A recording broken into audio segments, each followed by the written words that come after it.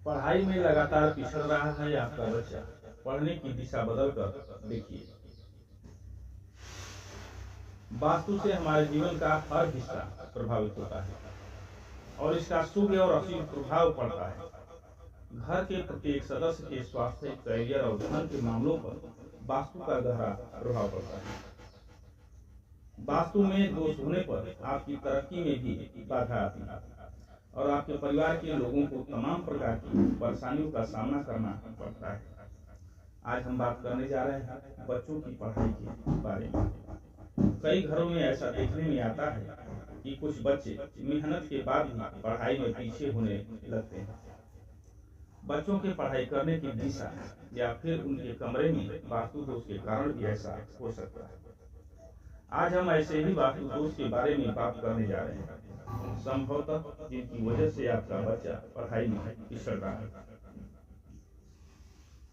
इस बात का ध्यान रखें कि अध्ययन करते समय बच्चे का मुख उत्तर पूर्व या फिर उत्तर या पूर्व दिशा में होना चाहिए। इस दिशा को देव दिशा माना जाता है। इस दिशा में मुख करके पढ़ने से बच्चों को मां सरस्वती की कृपा प्राप्त होती है। इसके उनके विचारों में उच्चता आता है और उनका मन भी एकाग्रचित होकर पढ़ाई में लगता है। इस दिशा में मुख करके पढ़ने से बच्चों को पढ़ा हुआ पाठ्यक्रम जल्दी समझ में भी आता है और जल्दी याद हो जाता है।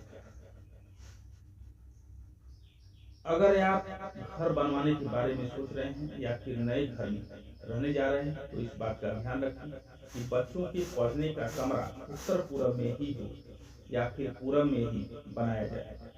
ऐसा होने से बच्चों का मन पढ़ाई में लगता है और उन पर ईश्वर की विशेष कृपा रहती है।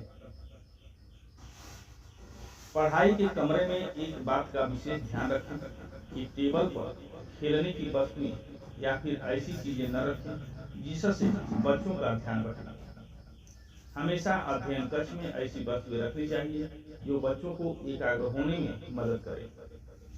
पढ़ाई की मेज पर पिरामिड, मीनार या उड़ने वाले पक्षी, फिनिक्स का चित्र रखना चाहिए। ऐसा करने से बच्चों की सोचने की क्षमता में विस्तार होता है और उनकी कल्पनाशीलता में वृद्धि होती है।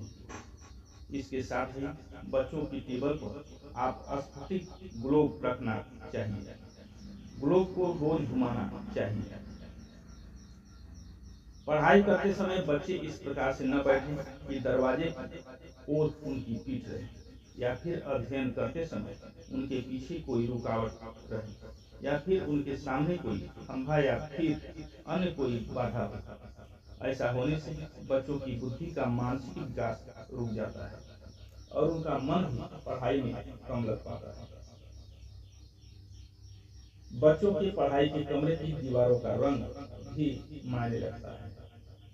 दीवारों का रंग हल्का नीला, बादामी या फिर पीला होना चाहिए। दीवारों पर प्रेरणादायक महापुरुषों या फिर महान वैज्ञानिकों के चित्र भी आप लगा सकते हैं। ऐसा करने से आपको प्रेरणा प्राप्त होती रहेगी। आप चाहें तो दीवारों पर छोटी छोटी रेख बनवाकर बच्चों की ट्रॉफी आदि लगा सकते हैं। वास्तुशास्त्र के अनुसार बच्चों की अलमारी किताबें कभी भी खुली नहीं रहनी चाहिए। अगर आपके घर में अलमारियां खुली हुई हैं तो बच्चों की किताब वाली अलमारी पर पर्दा डालकर रखना चाहिए। खुली किताबें नकारात्मक ऊर्जा उत्पन्न करती हैं। मेज पर किताबें बिखरी नहीं रहनी चाहिए। अध्ययन कक्ष में भूलकर भी पुरानी किताबें या फिर कबाड़ न रखें। ऐसा करने से आपके घर में नकारात्मक ऊर्जा उत्पन्न होती है जो बच्चों के स्वास्थ्य और दिमाग दोनों पर प्रभाव डालती है। जय श्री राम।